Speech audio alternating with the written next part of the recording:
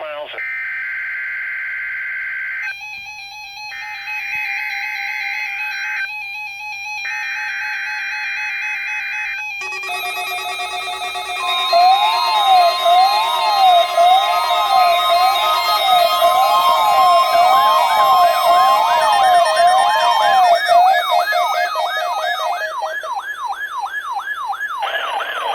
Weather Service in Chanhassen, Minnesota has just activated the warning alarm on 13 weather radio stations across central and southern Minnesota and west central Wisconsin. During dangerous weather situations, these specially built radios are automatically activated to warn for the hazard. Tests of these radios are normally conducted by the National Weather Service in Chanhassen every Wednesday at 1 p.m. If severe weather threatens the area near the normal test time, the test will be postponed until the next good weather day.